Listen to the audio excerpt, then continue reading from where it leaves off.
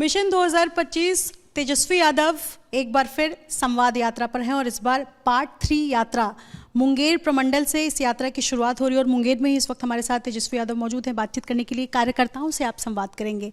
Strategy क्या है, ये सवाल इसलिए क्योंकि एक तरफ नीतीश कुमार महिला सम्मान यात्रा पे, महिला संवाद यात्रा पे निकल रहे हैं। आपकी यात्रा कितनी अलग है? देखिए, हम लोगों की यात्रा तो लगातार चलती रहती है।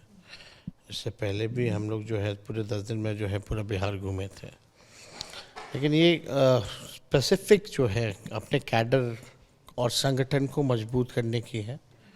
अपने जो ग्राउंड रूट पे जो रहते हैं वर्कर, जैसे पंचायत स्तर के हों या बूथ स्तर के हों, तो मिलना इनसे कम होता है, इंटरेक्शन कम होता है। तो कोशिश हम लोगों की ये की गई कि जितने ब्लॉक के हों, पंचायत के हों, बूथ के हों, पार्टी के जो हमारे कार्यकर्ता हैं, उनसे हम लोग जो है संवाद करें और पार्टी को और कैसे मजबूत किया जाए, आगे कैसे संगठन को बढ़ाया जाए, ये हम लोगों की प्राइमरी जो कोशिश है। और जो वर्कर जो ग्राउंड में रहते हैं, पंचायतों पर, बूथ पर, वो समस्या वहाँ की समझते हैं, जानते हैं। तो कौन से क्षेत्र की क्या समस्या है, इसकी भी जानकारी हम लोगों को मिलती है। इस यात्रा में महिलाओं से संवाद नहीं, महिला हैं, महिला वर्कर्स हैं। हमारी जो महिला जो कैडर है, जिला की जो अध्यक्ष हैं या उनकी जितने ब्लॉक अध्यक्ष हैं, वो सब जो लोग हैं वो रहती हैं महिलाओं की। मुख्यमंत्री जी की यात्रा अच्छी बात है, यात्रा होनी चाहिए, संवाद होना चाहिए, लेकिन इससे पहले भी माननीय मुख्यमंत्री जी जनता दरबार करते थे, क्यों बंद करना पड़ा? एक ही व्यक्ति 5 बार जो है मुख्यमंत्री जी के पास आया समस्या को लेके, और माननीय मुख्यमंत्री जी ने उसका निदान तक नहीं किया।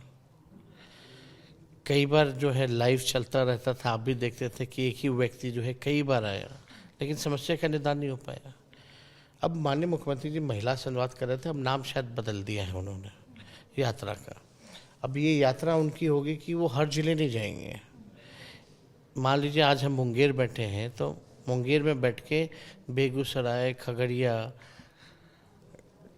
3 जिले का जो है वो 1-2 घंटे में ही निपटा देंगे। अब सवाल ये खड़ा होता है कि मुख्यमंत्री जो है क्या 1 घंटे में 3 जिले के लोगों से मुलाकात कर लेंगे या चुनिंदा लोगों को ही बुलाएंगे? जैसे कि उनके आला अधिकारी जो है हमेशा चुनिंदा लोगों को ही जनता दरबार में लाया करते थे। क्या समस्या का समाधान हो जाएगा जो जनता दरबार में नहीं हो पाया? क्या 1 घंटे में वो समाधान कर पाएंगे? दूसरी बड़ी बात यह है कि आश्चर्य है कि अपने ही जनता मालिकों से मिलने के लिए 225 करोड़ रुपए कहाँ खर्च करेंगे, किस लिए खर्च करेंगे?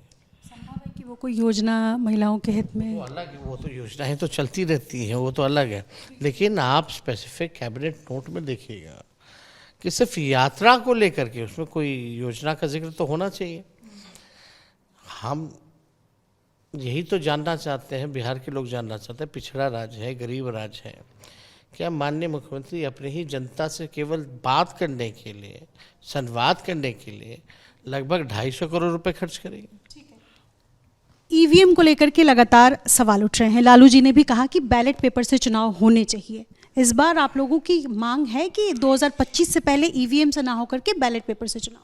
देखिए, मांग हम लोगों की कुछ भी हो, लेकिन जिस प्रकार से अभी पूरा इंस्टीट्यूशंस जो है, जिस हिसाब से बीजेपी ने हाईजैक कर लिया,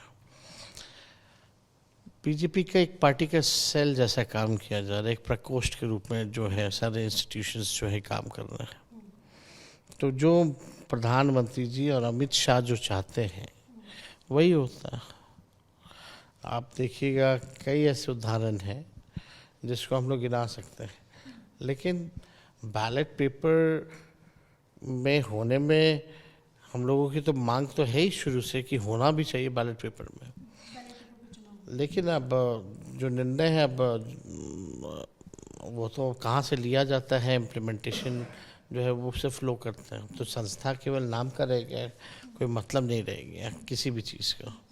तेजस्वी, आप यहाँ पर यात्रा कर रहे हैं, वहाँ संभल की राजनीति गर्म है। अखिलेश जी ने संभवतः अगर ये मुद्दा नहीं उठाया होता तो इतनी चर्चा नहीं होती, संसद में भी ये नहीं उठाया जाए। वो जनता के प्रतिनिधि हैं, जनता के सवाल को उनका उठाना कर्तव्य है और वो उठा रहे हैं। यूपी में जिस हिसाब से गुंडागर्दी हो रही है, जिस हिसाब से माहौल बिगाड़ा जा रहा है, हिंदू मुस्लिम और क्या क्या नारे दिए जा रहे हैं, मेरे ख्याल से ये बहुत ही दुर्भाग्यपूर्ण है।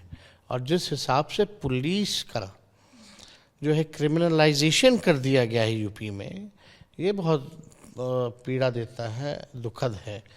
इस हिसाब से अगर लोग काम करेंगे, केवल बांटने की राजनीति, नफरत की राजनीति, दंगा कराने का प्रयास पुलिस खुद ही कर रही है। पुलिस की गोली से लोग मारे जा रहे हैं और जबरन किया जा रहा है ये सारा काम। तो इस मुद्दे को उठाना तो उनका फर्ज बनता है, कर्तव्य बनता है। और लोगों को न्याय भी दिलाना, उसके लिए संघर्ष करना। लोग जो है इस इशू को, हम लोग तो चाहेंगे जो पीड़ित हैं उसको न्याय मिले, लेकिन सरकार जिस हिसाब से वहाँ गुंडागर्दी कर रही है, ये बहुत ही दुर्भाग्यपूर्ण है। आपने कहा 200 यूनिट बिजली फ्री देंगे और सरकार से भी दिलवाएंगे, ये क्या है? मतलब 2025 का ऐलान आप पहले ही कर रहे हैं? नहीं, क्यों नहीं। हमको लगता है कि पहले यही मुख्यमंत्री कहते थे कि 10 लाख नौकरी असंभव है, और हम लोगों ने 17 महीने में करके दिखाया। संभव हुआ कि नहीं हुआ? हुआ। तो बिहार में भी अब लोग जो हैं काफ़ी परेशान हैं। जो स्मार्ट मीटर है, जिसको हम लोग स्मार्ट मीटर नहीं बोलते हैं, स्मार्ट चीटर बोलते हैं, जिस हिसाब से बिल आ रहा है, लोग परेशान हैं इससे। और बिहार में जो बिजली मिलती है वो देश में सबसे महंगा बिजली जो है वो है। तो हम लोग ज़्यादा से ज़्यादा राहत लोगों को दें, ये हम लोगों का प्रयास है। और जिस हिसाब से हम लोगों ने नौकरियां बांट करके दिखाया है, इस बार हम कह रहे हैं कि हम लोग की सरकार बनेगी तो 200 यूनिट फ्री में तो बिजली देंगे ही देंगे। साथ ही साथ इस मौजूदा सरकार से भी ये काम करवा करके रहेंगे, उनको मजबूर करेंगे ये करने पर। एक दो सवाल और है मेरे। महाराष्ट्र में काफ़ी मंथन के बाद फडणवीस की सरकार बनने जा रही है, क्या कहेंगे? नहीं तो एनडीए अपना जो है, उनको अगर मैंडेट है तो वही लोग को फैसला लेना। अब जिसकी भी सरकार बने महाराष्ट्र में, लेकिन महाराष्ट्र का जो चुनाव का जो परिणाम आया है, ठीक लोकसभा का परिणाम के एकदम ऑपोजिट आया है। और जो स्विंग हुआ है वोट का, ये आज तक ऐसा कभी भी देखने को मिला नहीं है। कोई 5-6 महीने में इन्होंने ऐसा कौन सा बड़ा काम कर दिया जो इतना बड़ा स्विंग आ गया। तो ये तो प्रश्न खड़ा करता है कि भाई ऐसा क्या हुआ है महाराष्ट्र में कि एकदम लोकसभा के एकदम विपरीत ही रिजल्ट आया। होता है 3-4% का, 5% का, 10% का।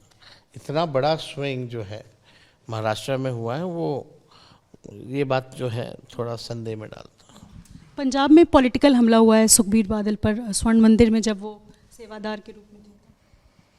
नहीं, मेरे ख्याल से हम लोग हिंसा के खिलाफ हैं, और कहीं भी अगर इस तरह की वारदात होती है, किसी के साथ भी होती है, तो इसका हम लोग स्वागत नहीं करते। CHO पेपर लीक लगातार बिहार में हो रहा है, आपको है ना, यहाँ तो माफिया ही चला रहे हैं, और जितना पेपर लीक होता है उसका एक जिले से तार जुड़ा हुआ रहता है, और आज तक किसी पे नीतीश कुमार जी कार्रवाई नहीं करते हैं। आपको लगता है संसद में इस मुद्दे को उठाना चाहिए? नहीं, लगातार उठाना चाहिए। नीट का मामला उठा, हर जगह जो है पेपर लीक हुआ। पहले भी हम लोग भी सरकार में रहे, 17 महीने में कोई पेपर लीक नहीं हुआ, लेकिन हमारे जाने के बाद जो है फिर पेपर लीक होने लग गए। तो मुख्यमंत्री बिहार नहीं चला रहे। मुख्यमंत्री के जो इर्द गिर्द जो लोग हैं, कुछ चंद अधिकारी, अब मुख्यमंत्री थक चुके हैं, उनको अब क्षमता नहीं रह गई है कि और बिहार को आगे ले जाए, तो उनका इस्तेमाल किया जा रहा है। आप क्षमता पे सवाल उठा रहे। एक आखिरी सवाल है आज के लिए चलते चलते। सीएम नीतीश कुमार आजकल अपना उत्तराधिकारी ढूंढ रहे हैं। बीते दिनों जब आपके साथ सरकार में थे तो हर जगह आपको लेकर जाते थे, आपको प्रोजेक्ट करते थे जैसे आप भतीजा से ज़्यादा उनके बेटे के तौर पर हो। इन दिनों चिराग पासवान को लेकर चल रहे हैं, क्या ये नए उत्तराधिकारी के तौर पर चिराग पासवान? अब ये हम इस पर कोई टिप्पा टिप्पणी तो नहीं कर सकते, लेकिन माननीय मुख्यमंत्री जी क्या करेंगे नहीं करेंगे, अब ये तो वो जाने, अब उम्र तो है ही, उस पर ज़्यादा हमको टिप्पणी नहीं करना, लेकिन ये कोई भी रहे, बने या ना बने, ये उनका काम है। हम लोगों का काम है कि भाई आगे हम लोग जो है अपने प्रदेश को कैसे ले जाएं, उस पर हम लोगों को ज़्यादा ध्यान देने की ज़रूरत है। अब मजबूरन में तो नीतीश जी को कुछ ना कुछ तो करना ही पड़ता है। तो आपको तीसरी नंबर की पार्टी आप क्या क्या समझ रही है? ठीक है, ठीक है, बहुत शुक्रिया बातचीत करने के लिए अपने सहयोगी विशाल राय के साथ। Nidhishree, ABP news Munger.